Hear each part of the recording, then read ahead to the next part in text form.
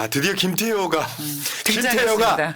왜냐하면 다른 놈도 아니고 김태효라면 계엄에 지금 김용현 정도 역할을 했을 거라고 생각을 했는데 와 드러나기 시작했습니다. 김태효 역시 김병주 의원이야.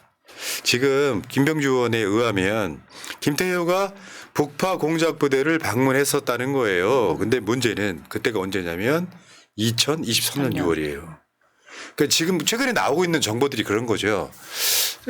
계엄에 대한 이야기, 계엄에 대한 시도는 막연했지만 윤석열 취임하고부터 했다는 거야. 그게 구체화되는 과정이 있었는데 2023년 6월 달에 김태효가 국가안보실 차장이 북파 공작 부대를 왜 방문합니까? 왜 갔을까요? 오죽하면은 저 김병주 의원이 그랬어. 장군이 나도 한 번도 안 가본 곳이다. 왜 갔냐고. 그러니까 지금 이런 거라고 생각이 듭니다. 저기 HID 방문했다는 거거든요. 한번 읽어볼까요? 김병주 의원 이야기. 김태효 1차장은 외교를 담당하는 차장인데 왜 여기를 간 것인지 심히 의심스럽습니다. 저게 그런 거죠. 외교를 맡겨놨긴 했지만 믿을 만한 측근. 그 측근한테 저거를 보냈다고 하는 게 여기서 실제로 얘가 하는 말이 뭐 큰 의미가 없습니다. 뭐 격려 차원 이런 거. 지가 왜 국가 격려해요? 공작원한테 왜 지가 격려해요? 안보 차장이 격려를 하죠?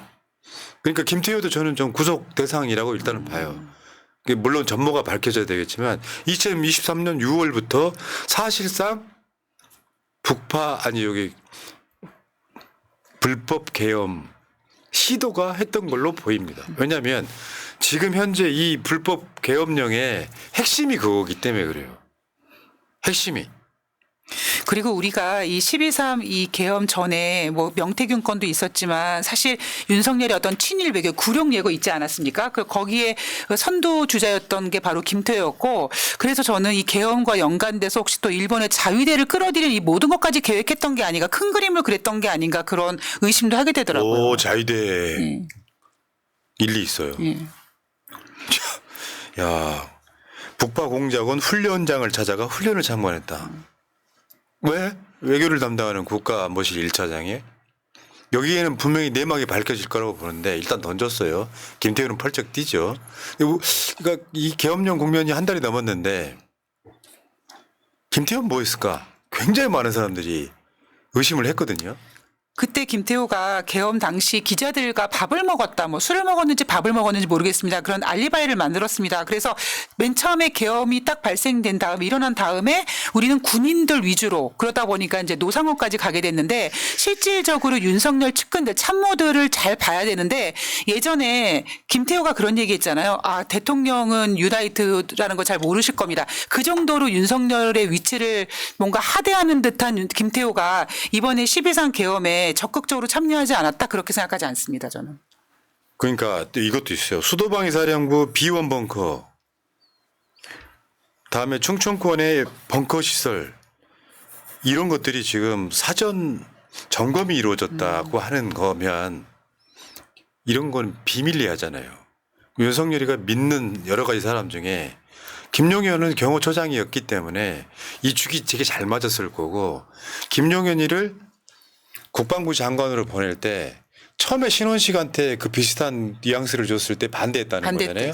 그러니까 이제 뒷말이 안 나오게끔 하려고 둘이 맞바꾸는 거잖아요. 맞바꾸진 않았다. 신원식이는 이제 안보실장으로 가고 이 상황을 만들어 놓고 보면 이건 비밀로 해야 되는데 믿을 만한 측근이라고 하면 김용현하고 김태효였을 거라는 생각이 들어요. 그런데 제가 저번에 박선원 의원 이야기를 다시 한번 되짚어 볼게요. 방첩사령관 있죠. 여인영이. 그러니까 실제로 국방부 장관이 계엄령을 주도하지만 계엄이 되면은 여인영이 가장 중요한 역할을 하게 돼요. 여인영이 수사본부장이 된단 말이에요. 예전에 전두환 역할을 하게 되는 거죠. 그러니까 김용현이가 HID, 정보사, 노상원 이런 애들을 통해서 서로 견제하게끔 만든 사조직인 거야. 정보사 전 현직 포함을 하면은 그 상황에 HID랑 생각해보면 그런 거죠. 이미 김태효 등을 통해서 이거를 이미 그러니까 이게 지금 우리가 생각했을 때 뭐 총선에 지고 났었다, 총선 전이었다, 뭐 이렇게 이야기하는데 실제로 구체화되기 시작한 건 2023년 6월로 보는 게 맞을 것 같습니다. 구체화되기 시작한 거. 그 전에는 술 먹으면 폭탄주 20잔씩 마시고 말버릇처럼 계엄령 이야기 했다는 거잖아요. 그러니까 계엄령을 해 말어 뭐 이렇게 계엄령 할 수도 있어라고 이렇게 막 엄포를 놓던 시기가 있고 히든 카드로 어. 생각하고 있었다 뭐 이런 거겠죠. 그 윤석열이가 사실은 이 계엄 그러니까 자기 임기가 2년 정도 지났을 때 총선이 있었잖아요. 근데 이제 우리들 입장에서는 윤석열이가 뭐 총선 때 압승해가지고 뭐 자기 마음대로 한번 해보겠다라는 생각이 있었을 거라고 생각을 하는 건데 실제로 윤석열이는 2년 동안 야당의 숫자에 압도적으로 지금 스트레스를 받아 있는 상황이었잖아요. 그러니까 나는 2022년 말 정도부터는 윤석열 머릿속에 계엄이 구체화되기 시작해서 2023년 6월 달에 김태효까지 보낸 게 아니냐 싶어요. 김태효가 갈 이유가 없는 자리거든요, 여기. 저는 윤석열이 조금 무식한 인간이기 때문에 조금 누군가 계엄, 비상대권 이런 것에 어떤 개념을 심어줬을 것이다. 그런 생각이 들고 2024년 11월에 사실은 그 여인형 등 특수사령부랑 그 3-4명의 장군들을 보직하지 않습니까? 그러면 실제 그 계엄을 준비하는 인사를 진행한 건데 그 전에 계엄에 대한 인식을 누가 심어줬을까? 김태효일 수도 있다. 그리고 계엄 당시에 김태효가 일부러 기자들과 약속을 잡을 수도 있다. 왜냐하면 계엄이라는 게 성공할지 실패할지 모르지만 성공하면 그 다음날 나타나서 계엄에 뭔가 자기가 총계획자인 양 그렇게 할 수 있잖아요. 실패하면 본인 도망갈 구멍을 알리바이를 만들어놔야 되잖아요. 그래서 일부러 기자들과 식사를 했을 가능성도 있다. 저는 그렇게 봅니다. 아, 그리고 하나 더 있습니다. 지금 미국 대사한테 내라는 그러니까 불가피했다라고 말했던 이것도 지금 굉장히 큰 건이에요. 큰 건이죠. 정동영 의원의 폭로입니다. 입법 독재로 한국의 사법 행정 시스템을 망가뜨린 반국가 세력을 척결하기 위해서 계엄이 불가피했다는 강변을 되풀이했습니다. 제2의 유신을 꿈꾸고 기획한 사령탑. 그러니까 지금 김태효의 지금 이게 하나씩 드러나고 있는 거예요. 얘가 빠졌을 리가 없지. 사실은 윤석열한테는 김태효, 김용현 그리고 박정준이 이 3명 정도가 최측근으로 보이지 않습니까? 최측근이죠. 아니 제가 필립 골드버그 주한 미국 대사와 22년도에 만난 적이 있습니다. 이재명 대표 접견할 때 제가 배석도 하고 같이 사진도 찍고 했는데 이분이 그냥 정치인이 아닙니다. 외교 공직자입니다. 그러니까 미국에서도 정치인이 대사로 올 수도 있는데 이분은 그냥 공직자인 거야. 그래서 말 한마디 한마디가 굉장히 신경을 많이 쓰고 뭔가 틀에서 벗어나는 얘기를 안 하는 사람입니다. 근데 가기 전에 이런 얘기를 했다? 이거는 진실이라고 보고 본인도 굉장히 불만이 많았다는 반증입니다. 자, 이제 김태효도 이제 구속이 얼마 남지 않았다. 이렇게 보면 될 것 같고요. 짧게 하나씩 넘어가 보겠습니다. 어제 이제 지금까지는 김용현 방첩사령관, 수방사령관, 특전사령관만 구속 기소가 됐어요. 구속은 잡히는 거고 구속된 상태로 재판에 넘겨진 건 기소예요. 근데 경찰도 즉 수뇌부가 경찰청장이나 서울경찰 조지호 경찰청장하고 김봉식 서울청장을 구속 기소했어요. 그러니까 군대가 초토화됐고 경찰이 초토화된 상황이에요. 경찰 수뇌부가 일단 초토화됐으니까 그 밑에서 이제 제대로 각 잡고 제대로 된 경찰의 모습을 보여줘야죠. 검찰이 빠진 게 이상해요. 검찰 수사관이나 검사들도 뭔가 좀 왜 안 꼈는지 모르겠어요. 이것도 수사를 좀 해야 되는 거 아닙니까? 조금 나온 게 있긴 합니다. 뭐냐면 선관위를 털어서 서버를 탈취해 오면 대검 포렌식 센터에서 그거를 포렌식하는 것까지는 이야기가 일단 나왔고요. 자, 아니 앞에 빨리 가시면 안 돼요. 조지호가 국회 계엄령 의회에 나와서는 자기는 뭐 몰랐다 뭐 이런 식으로 이야기했었거든요. 실제로 나와버렸잖아요. 포고령을 따르지 않으면 우리가 다 체포된다. 지시대로 해라. 얘네들이 맡았던 역할은 국회의원들이 국회는 못 들어가게 출입 금지. 그 실제로 여러분 기억하시겠지만 저도 그때 생방송 해서 아는데 처음에는 들어갈 수 있었어요. 국회를. 경찰이 봉쇄하면서 대부분의 국회의원들은 담장 넘어갔지 않습니까? 그 역할을 했다는 거죠. 자, 그래서 둘 다 서울청장, 경찰청장 다 구속됐다. 구속 기소됐다. 사필 규정입니다. 사필 규정. 그리고 하나 더 있습니다. 여인형이 야, 제가 별이 3개예요. 3스타.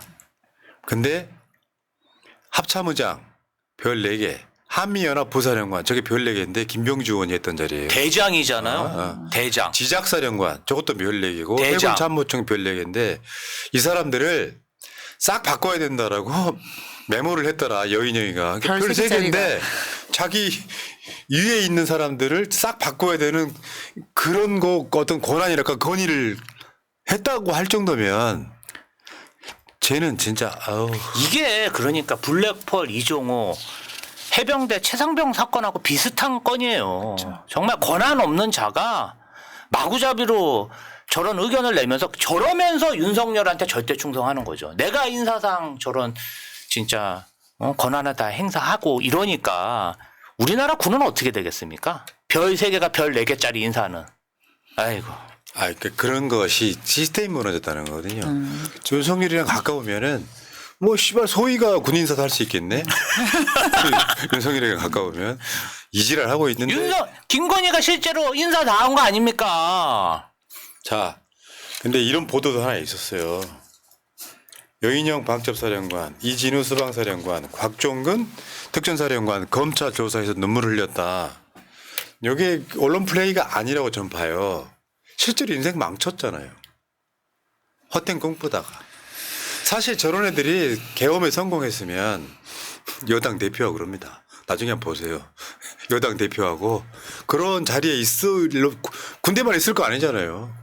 근데 눈물을 흘렸다는 말은 지금은 눈물을 흘리는 게 무슨 의미가 있어요? 그때 안 됩니다 하고 나왔어야지. 지금 국민의힘도 마찬가지지만 그때 군인들 중에 또 장관들 중에 국회의원 중에 안 된다고 한 놈이 있어요?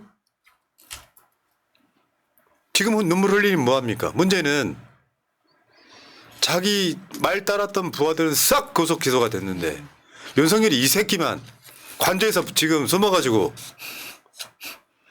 난 그런 적 없다. 난 그게 되게 열받아. 아니 나는 체포하라고 이야기한 적이 없다.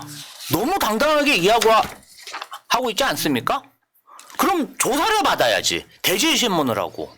왜 도망가는 놈이 범인이라며. 특검을 왜 피합니까? 죄 안 지었으면 특검을 왜 피합니까? 이게 윤석열 목소리입니다.